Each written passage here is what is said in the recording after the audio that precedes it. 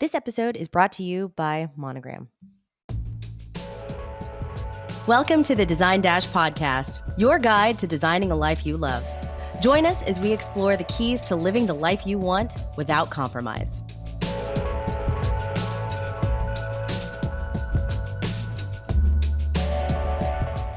Welcome to the Design Dash podcast, where we explore what it means to design a life you love. Today, we have a truly inspiring guest, Colonel Nicole Malachowski, a true trailblazer and a retired U.S. Air Force pilot. There's so much to say about Nicole that I'm going to do my very best to give her the introduction she deserves. She has had a remarkable career as one of the first women to fly U.S. Air Force fighter aircraft. Amongst many honors she has earned throughout her career. She was selected to fly as Thunderbird number 3 with U.S. Air Force Air Demonstration Squadron in 2005 and was the first woman to fly on any Department of Defense military jet demonstration team. Nicole has served as a White House Fellow and held roles with the Office of the Secretary of Defense, as well as Secretary of the Air Force Office of International Affairs. This is a lot of tongue twister stuff. Like, these are a lot of things I don't say on a daily basis. This is so exciting. I can't even believe I'm reading this. So I wrote this sentence and I was like, whoa. All of it's whoa. But during her last official assignment, she directly advised former First Lady of the United States, Michelle Obama, and Dr. Jill Biden on all topics related to service members, veterans, and military families. Nicole's exemplary military career took an unexpected turn when she was medically retired due to a severe neurological tick-borne illness, marking a new chapter in her life as a wounded warrior. She's incredibly passionate about raising awareness and educating others on the tick-borne illness epidemic. Nicole's leadership and courage are as remarkable as her storied career. Today, she's a speaker and consultant focusing on elite team and personal performance, and leans on her personal journey, the challenges she's overcome, and the lessons she's learned along the way to guide others. So welcome, Nicole. We're so happy to have you here. That was long, but I feel like I could have said so much more. You're very kind. I certainly appreciate the generous introduction. It's a joy to join both of you. Good. Okay, great. So we were talking about this a little bit before, but we met on a flight. And we were both traveling home from business, not obligations, but business travel. We were on business travel. And so we're sitting next to each other. We struck up a conversation, which half the time I don't talk to whoever's sitting next to me. I'm so tired from whatever I've been doing that I'm just like headphones on, like zone out. But we ended up talking, and I'm so glad we did. I feel like we covered a lot in a short amount of time.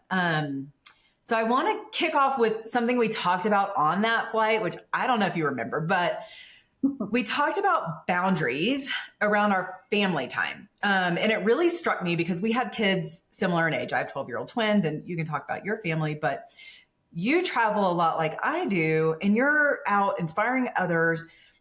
But it really stuck with me that you are so intentional about your family time and you protect it so fiercely. So I'd love for you to talk about your rhythm between work and how you're protecting that family time. We'd like to thank our good friends at Monogram Appliances. We've partnered with Monogram for over a decade with our design firm, Laura U Design Collective, and we're so happy to partner with them in producing the Design Dash podcast. Monogram sources the highest quality materials for their appliances, from commercial grade stainless steel to unscratchable sapphire glass. Monogram ensures lasting beauty and unmatchable quality for your luxury kitchen. And not only that, but they have an amazing team who we love working with, and we know you will too. So thanks, Monogram. Well, thanks for the question. And I do remember sitting next to you. I don't normally talk to people either because I'm usually so tired from a business trip, but it seemed we had so much in common. And I do remember us talking about this topic.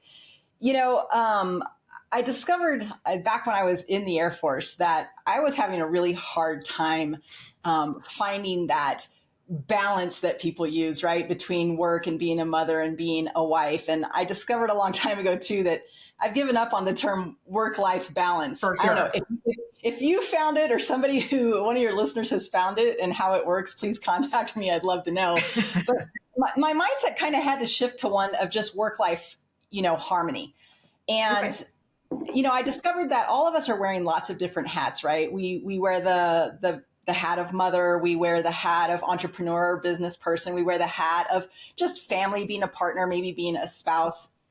And I was trying every single day to like be 100% of all of those things. And what I was doing was stressing myself out and actually failing miserably, on any given day at each of them. And I thought, something has to give.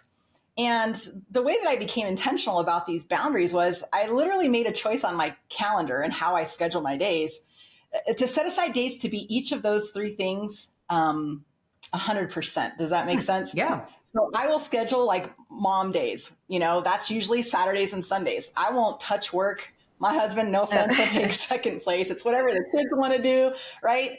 Fridays are, my wife days, right? So I will hang out with my husband, do what he wants to do. And then certain times of the week, right, I set aside in order to do the business that I do. And I think a lot of times we as women are afraid to set up boundaries because we're afraid we're going to be seen as weak, or that we're not all in, or that we can't juggle it all. When in fact, I found the opposite was true. By setting those boundaries and scheduling this time, I was able to be 100% of each of those things, not all at once, but on any given day. And that made me feel more fulfilled. And I was able to give quality over quantity, if you will. Yeah, I think that makes a lot of sense. I mean, and everyone approaches this so differently. But we say work-life rhythm because balance doesn't exist. Agreed. It just doesn't. So yes, I'm with you. If anybody listening to this has found perfect balance, I call BS on that, but we'd love to hear from you. Tell us how you've done it. But Melissa and I talk a lot about rhythm. So I have 12-year-old twins. You have 14-year-old twins. Sure Melissa do. has a 12-year-old and a almost 13-year-old and almost 3-year-old. So we're all balancing this role.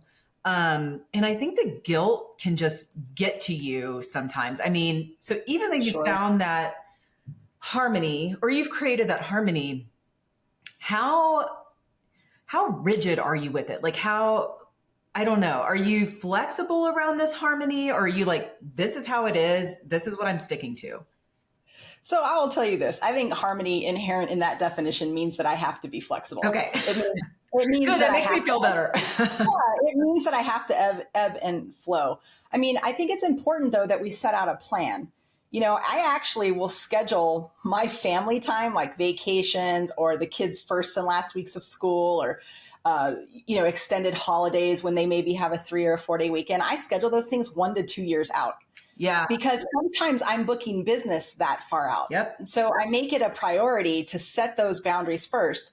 And then as the days come, right, harmony is about letting certain things lead if they need to be prioritized that day. So absolutely, I'm flexible with that. I book my calendar that far out too. And I'm so happy to hear you say that. I don't know if you do this, Melissa, but I don't know. People look at me like I'm out of my mind. They're like, man, I'm booked through next July. Like, it's August right now. I'm booked. I know what I'm doing through next July. And it's because of that. It's just like, there's so many things I want to do. And the kids, oh my God, the older they get, the more there is to schedule around. Absolutely. All the activities and the friends and all of those things. It's funny when you talk about, having to adjust. As a fighter pilot, which I was for over 20 years, I can assure you that I never, not once, flew a mission that went exactly the way I planned it. And that's what I was going to ask you that, because like, I feel like your career in the military like prepared you to deal with all of this. So yes, how are you drawing from that? I think 100% it helps me out now. I've been retired 7 years and running my own business this last 7 years. And I think the characteristics and traits that I honed, as a fighter pilot and officer in the military absolutely helps. One of the key phrases that fighter pilots always say is this. They say, flexibility is the key to air power. And I think flexibility is the key to work-life, harmony. And I think also, we have to learn to have a level of compassion for ourselves. I think oftentimes, and I'm stereotyping a little bit here, but, working women are very good about having compassion for other people first. I think it's important that we incorporate, compassion for ourselves as well. Yeah, I'm learning to give myself a little bit more grace. I think you're absolutely right. Yeah. It may be a stereotype, but I think we're really hard on ourselves and there's so much pressure. And I think I was listening to one of your talks and it was about asking for help. And that's one of the things that I'm really not very good at, but I'm trying to get there because I think that like I know that I put a lot of pressure on myself. Like I'm the mom, I'm the point of contact. I'm negotiating with other moms when who needs to get picked up. I'm taking care of volleyball and all that other stuff. And of course my husband's there too. And I started to feel like, and not like, oh, he's there too. Obviously he's my partner, but it was so hard for me to get to a point to ask him for help. And now we're in a really good place, but I wanted to ask you about that because you, in a lot of your talks, you're as a team, right? You're a unit. Even if you're leading that unit, are you asking for help? Do you still have problems asking for help now that you're outside of there? How do you do that as a mom?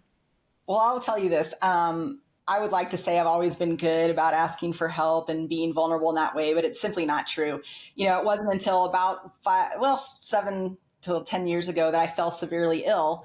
And at that point, I was broken down to like the most barest level, right? Where I was completely dependent on other people for, all of my activities of daily living. And that was kind of my aha moment. So I like to share this asking for help, mindset so that people don't have to wait for some sort of major life crisis, to harness the benefits of asking for help. I don't know what it is about those 3 words, I need help, that like strikes fear in the hearts of adults, everywhere.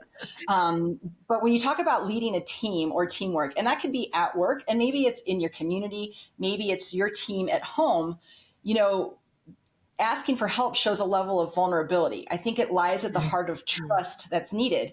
I mean, isn't the essence of leadership saying, I'm not good at this, I need to find somebody else who can do it and do it better than me? And I think if you realize that mindset is about finding all of the different strengths around you, especially when you're the one that may be in a weak spot or a weak position, it's about building trust. It's about showing vulnerability. People are going to be more inclined to want to work with you. You become authentic, and you become likable. And so I really wish I would have gifted myself the asking for help mindset a lot earlier, in my life.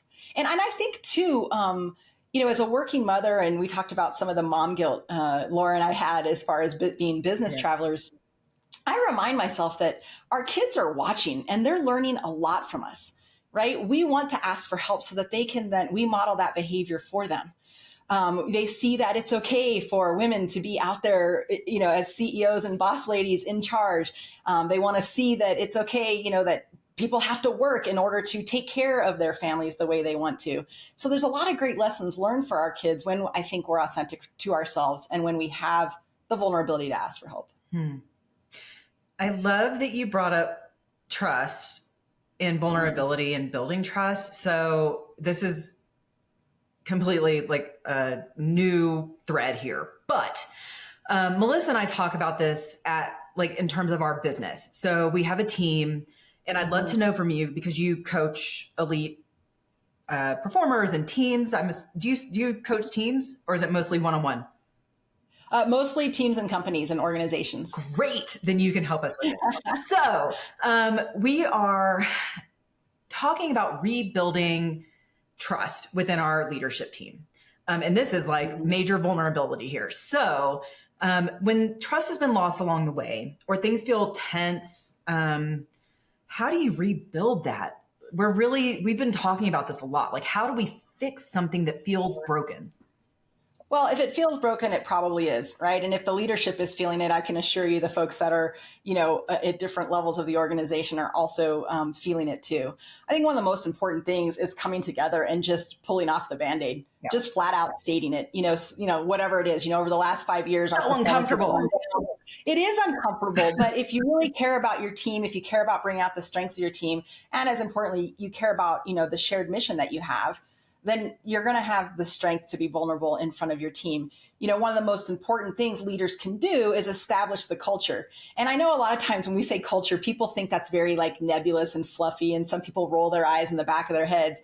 But I'll tell you, culture is everything. Yes, I mean, it lies at the heart of trust. And one of the things fighter pilots did is, we had this thing called a wingman contract. And I like to talk to companies and teams about having a wingman contract.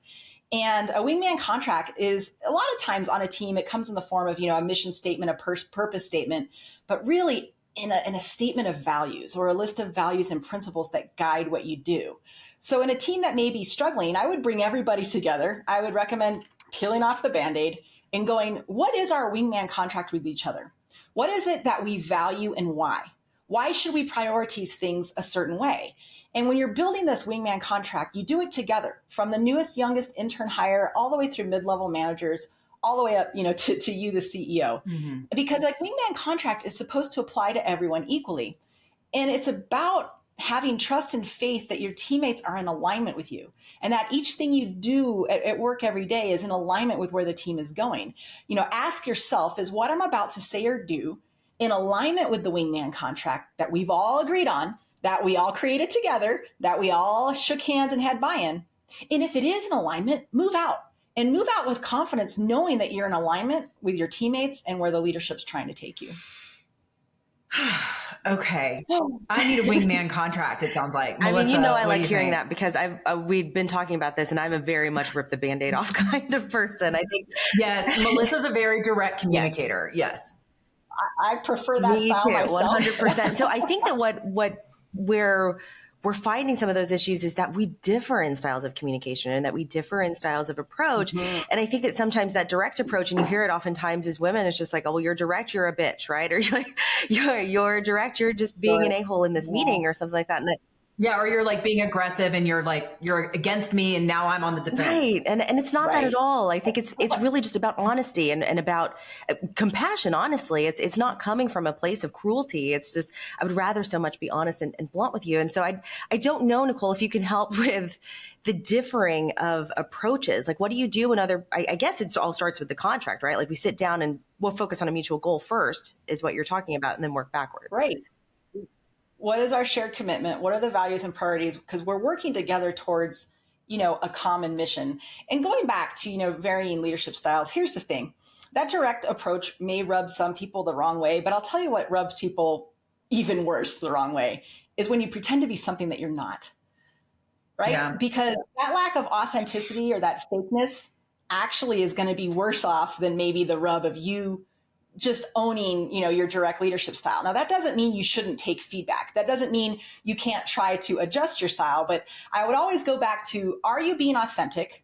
Are you consistent over time? And are you equal when you interact with people, right? Is this the true you? You're not shifting who you are each time you have an interaction with different people in the organization or different customers, right? So authenticity, I think, is always going to win out in the long run. But it's okay too to tailor your approach. A lot of people go, well, I've got 100 people on my team or 500 people on my team. I can't possibly tailor my approach to each person. And I will tell you, I will say BS to that every single time. If you care about bringing out the strengths of each individual on your team, then you care enough to get to know what makes each and every one of them tick, what motivates them. Oftentimes we have this idea that people are it's just subconscious. They're motivated the same way we are. And frankly, that's not true. I wish that was true. That would make things a lot easier, but that's not life and that's not leadership, right? And so I think one of the most important things you can do is when you onboard a new person, you lead with the values, you lead with the wingman contract, and then you ask them, right? Where do you think your strengths can best contribute to this mission? What are your long-term goals? Not everybody in the Air Force wanted to become a general officer. Not everyone in the Air Force wants to be the chief of staff of the Air Force. So getting to know what motivates them and what drives them is vital, as well as what turns them off. So here's an example. When I was a fighter squadron commander, I had a bunch of, well, let's be honest, type A, elite, high-performing men. And each of them was so uniquely different.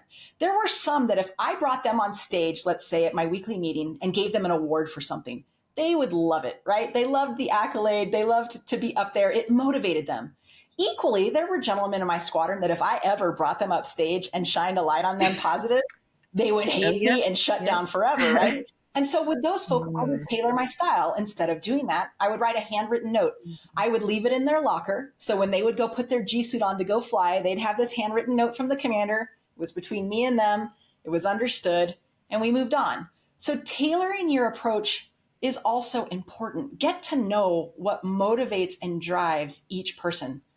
God, we've been talking about exactly that in relation to someone on our team. It's one of Melissa's direct reports. And I have insisted, she says she doesn't want to be recognized publicly, but I feel like she does. And so I've really been pushing that. And Melissa's like, dude, she does not. Trust me. I'm with Melissa. Go with that. Get into okay.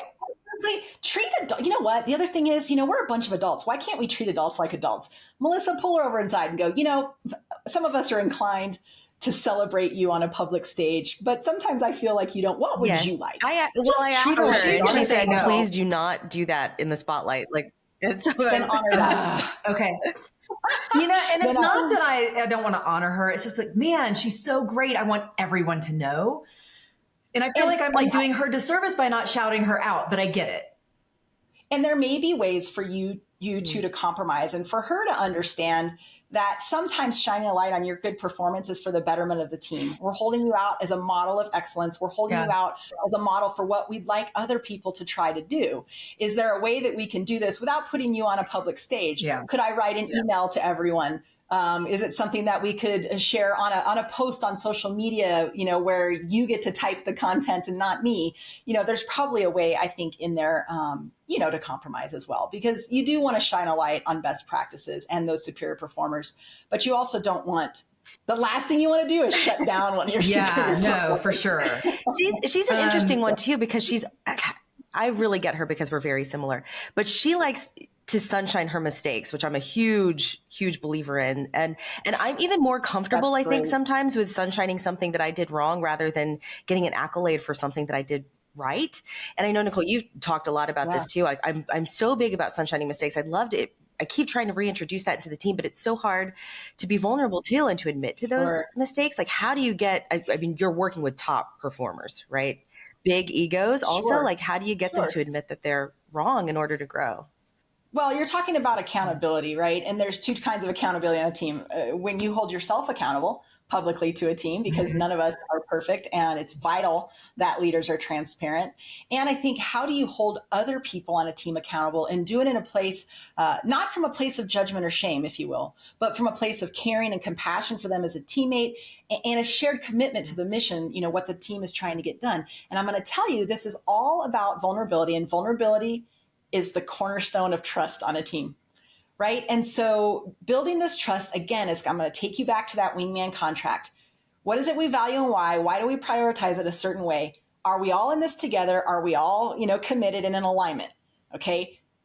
So when mistakes, failures, things don't go according to plan happen, we're going to hold each other accountable. Not for, again, judgment or shame, but so we can move forward in a positive fashion. See, people are willing to be held accountable when they know what the standard of measure is, when they know that we can expect this in a consistent way from our leadership, when we know there's a feedback loop or a mechanism. So in my fighter squadron, we had a thing called Steel, Sharpens, Steel.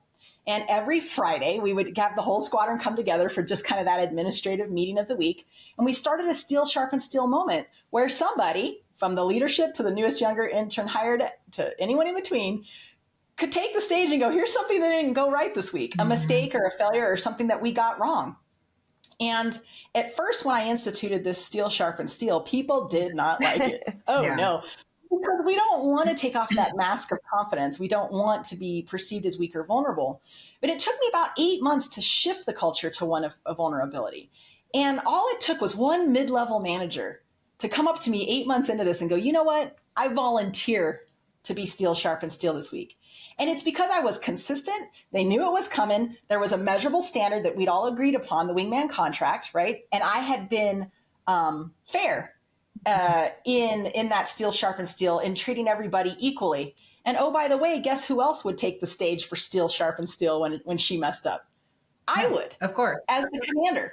Was it difficult? Yeah. Did I feel embarrassed sometimes? Sure. Did the level of trust and loyalty in me as their commander go up? Indeed, it did. And so this is about consistent effort and authenticity over time. I think, yes. So we're a little different. We have our Friday meeting, all hands. It's called Champagne Friday. It's very much... Well, there you go. It's a little different. It's a design firm. And so we have Champagne Friday and we're celebrating our wins of the week. And we had the consistency thing is what I feel like we're lacking maybe more than anything, because we did start doing this. We started sunshining mistakes at Champagne Friday. And then we decided, it kind of fell by the wayside. And then we decided, it should be about celebration. We're not going to talk about the bad stuff that happens. It's about celebrating. But I do feel like there's still room within that meeting to talk about that. And I don't think, like Melissa and I, as part of the leadership team, I don't think either one of us are uncomfortable coming up and like, I screwed this up. No, I mean, I introduced it, so I I had to be up there with like the biggest mistake that I've made in the past month and share that with the entire team. And yeah, like it is kind of embarrassing and it hurts a little bit, but I was hoping that what it would do be like, hey, I can do it, so can you, But it's good to hear that it took you 8 months, because I think we just didn't give it, we didn't give it enough time, and we kind of just let it fall away. Yeah. Culture doesn't just flip on and off on a switch. It would be nice if it did. That would make life a lot easier for everybody. But culture is something that's alive. It's malleable. It's shiftable. It's going to change over time.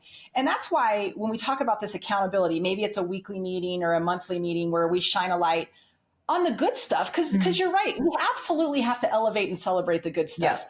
Yeah. So, shining a light on superior performers and best practices is necessary. I argue that the flip side of that coin also has to be true in order to reach, levels of organizational, excellence. And so you guys call it just sunshining, mistakes, or shining a light on those things that don't go right, that don't go according to plan, where mistakes are made. The real question is, one, as Melissa said, it's very important for you to model that behavior. And you might have to model that behavior and be the vulnerable one as a leader for quite a while before somebody stands up and says they're going to do it. But you also want to incentivize that behavior. So when someone does go, you know what, this is going to be hard, but I would like to stand up at, the Champagne Friday and I want to just talk about a mistake, because I think it's not about me. The mistake is about our team, right? Yeah. What is the issue? Why did it happen? And more importantly, how do we get it right so that this mistake or failure never happens again, as long as all of us are serving together on this team? And so the other thing I need to add in here is, we have those accountability moments that are expected, that are against a wingman contract measure. It's important. I don't know if it's quarterly, twice a year, annually. It's going to vary on your culture and your team. But to come back and revisit that wingman contract, that's not set in stone, right? Look at it and go, guys, these were our values. These were our priorities. Do we need to add some, delete some? Should we adjust the value of one of these, priorities? And it's okay. That's the thing. People think everything is set in stone, and it's not. It's a living, growing, breathing thing that everyone, is responsible for nurturing. Yep. Yep, that's a great point. Okay. We've had our core values set, that we have had them set in stone for years, because they're still so true to the organization. But every once in a while, I'm just like, I think I want to add this one about candor. I have one to add. Communication or something. Yes, that's what I want to add. I think it's so important. Communication is key, right? Yeah. And we didn't have, it felt like a permission to play thing. Like it didn't need to be a core value, because if you're not communicating properly, then you're not doing it right.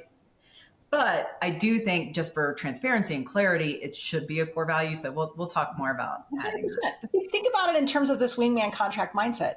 Ask yourself, is what I'm about to say or do in alignment with our communication value? And if it is, move out, because communication is vital.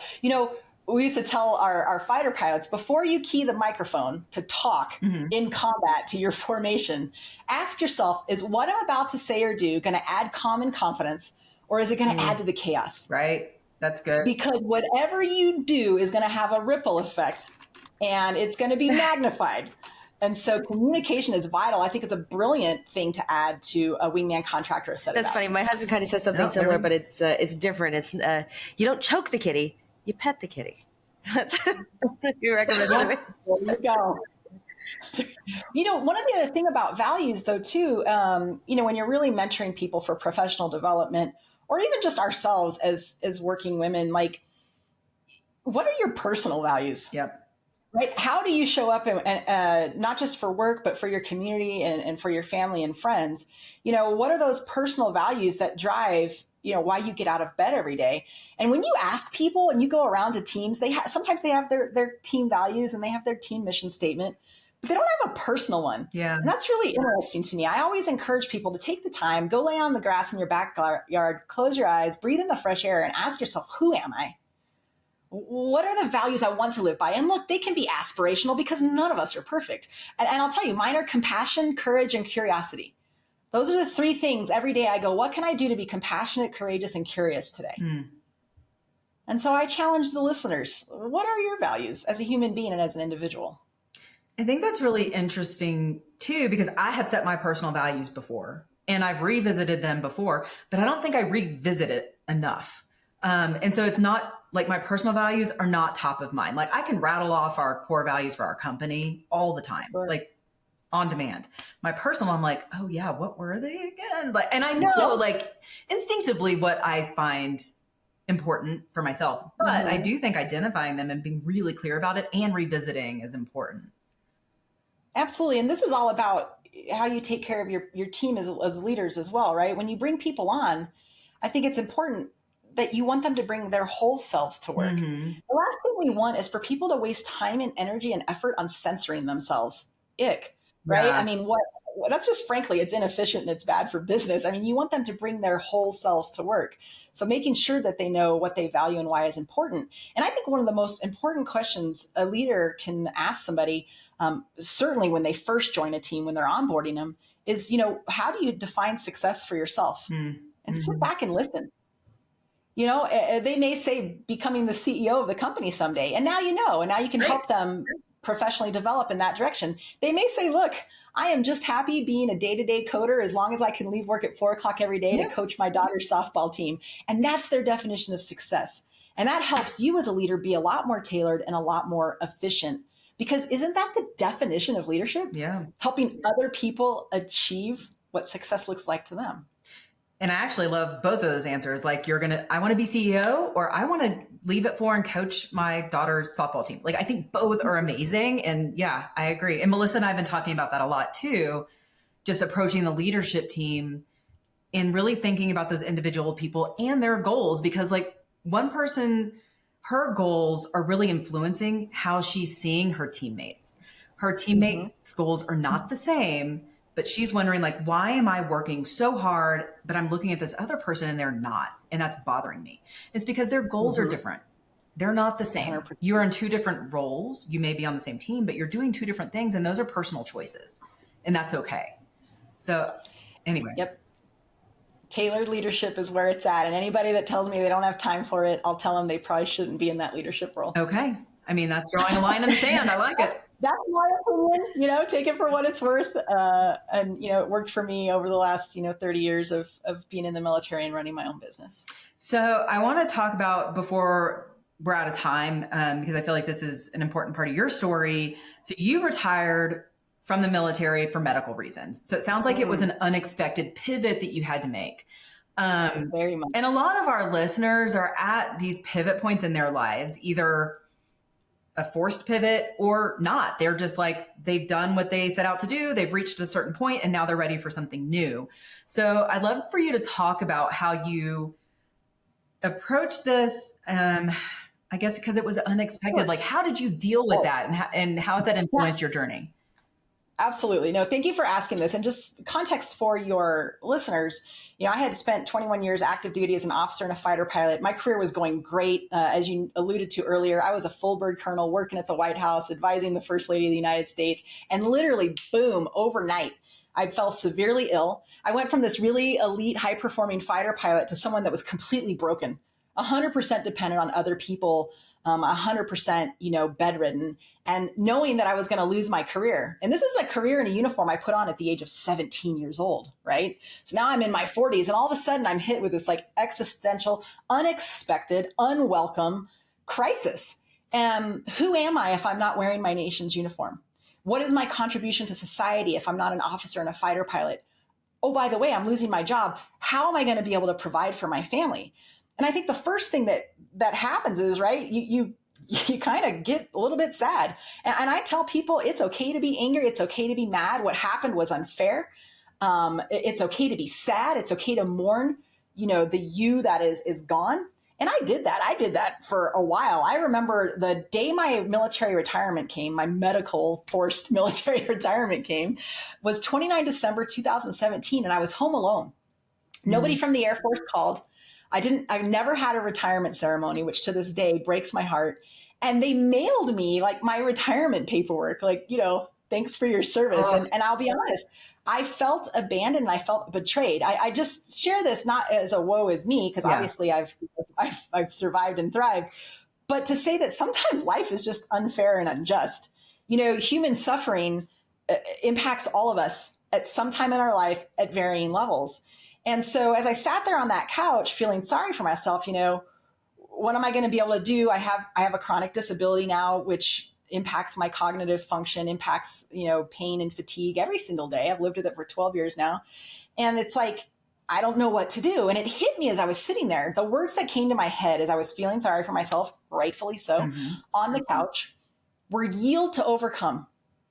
And yield to overcome has become one of my life mantras. And what it means is this, you don't always get a choice in what happens. In fact, most of the time, you don't get a choice what happens in life. It's not about what you can't do anymore, what was taken from you. The real mindset, the real question is, what is it that I have right now that I can act on to move forward? Yield to overcome is about a very forward-looking, mindset. It's about taking off to kind of that next level. We've all talked about resilience, having a mistake or a failure and bouncing back. Well, guess what? Sometimes life is going to deal you things that fundamentally shift and change who you are and your perspective on the world. And almost dying from a brain infection is what did that for me. I spent 2 years in bed, 2 years housebound, 2 years in rehab. And it was in that time that I realized, yield to overcome, became, if you will, my mantra to keep me forward looking. I use an aviation metaphor. I tell people, the runway behind you is always unusable. Yes. All you ever have is the runway that's in front of you. And as I started to reinvent myself, I realized I wasn't resilient. I was resurgent. These crucible experiences forge us into something better in a lot of ways than we were before. And during that time, I thought, what am I going to do? I knew that I couldn't just stay home. That just wasn't my personality. And so during that time, I discovered a Japanese philosophy called Ikigai. I don't know if you've ever heard of it, but Ikigai, I-K-I-G-A-I for your listeners, really helped me figure out what I do now as a professional speaker and consultant. It's a combination of what you love, what the world needs, something that you're good at, and what you can get paid for. And when those four things in that little Venn diagram overlap, that's your Ikigai. And I thought about things I loved. I thought about things I could get paid for. I thought about things the world need. But the one I was stuck on, and I think probably a lot of women are this way, the one I was stuck on is I kept sitting there thinking, what am I good at?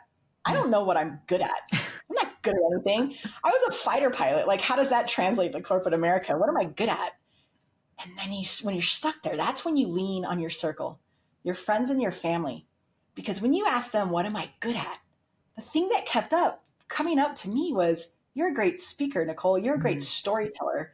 You're great at pulling threads through like what appear to be disparate things. And it was other people who helped me forge myself into this new resurgent me. And I mean, obviously it's gone really, really well because you inspired me on a maybe 1 hour flight talking to you about speaking in public. And I honestly feel like you're the reason why we started this podcast. And I know that sounds like a big statement, but I hadn't even thought about doing that. And you told me, you're like, you can do this. Cause I was really doubting myself. I was like, I don't know that I'm good at this. Like, I don't know that I can do this, but I do want to pivot. I'm ready for something new. And after that conversation, I went back to Melissa. I'm like, I think we can do this. Like, we really should start something. So yes, I'm glad you got that advice from your circle because you've inspired others like me directly. Well, I would say the flip side of that coin is also true, friend. I enjoyed our conversation. I am so delighted that we're still in touch. And I congratulate you, on this podcast and the impact that you are making for all of your listeners and for your team. Thank you. Yeah, we're having a good time, I think. And getting to talk to really interesting people, which is one of the reasons we started this. So I think, this is a good place probably to wrap it up, Melissa, unless you have anything else to tack on. Is who do we get in contact with to get you this retirement ceremony that you deserve? Where did this go? I know. It's funny. It's funny you bring that up because I will be honest, it still hurts.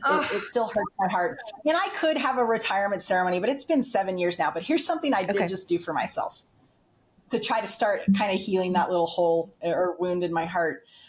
It was time for me to get new headshots. My headshots were 7 years old and I'm turning 50 next month. So I'm like, oh my gosh, when clients see my headshots and then I walk in the room, I don't look the same. So girl, you got to get yourself some new headshots.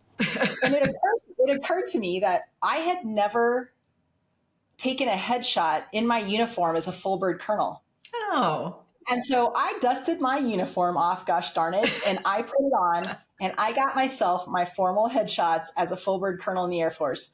And I just got them in yesterday, and I can't stop looking at it. I'm just, hard things happen in life. The unexpected comes to all of us. Headwinds come to all of us. And so I choose to remember that 21 years for the awesomeness and the adventure and the greatness and the people that I met, as opposed to how it ended.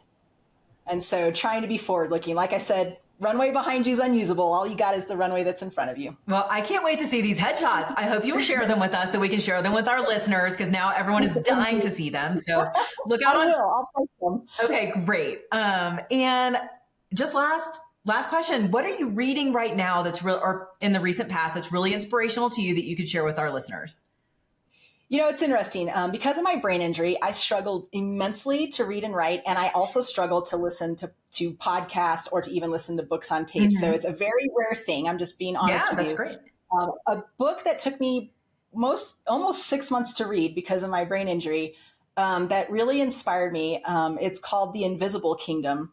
And it's all about complex chronic illness and how to overcome that and how it all happened and how it changes you. And it's a story of hardship, but it's really a story of hope.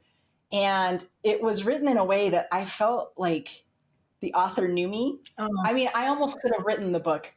And for anyone struggling with medical issues or who loves somebody who does, I highly recommend The Invisible Kingdom. Awesome. Thank you for that.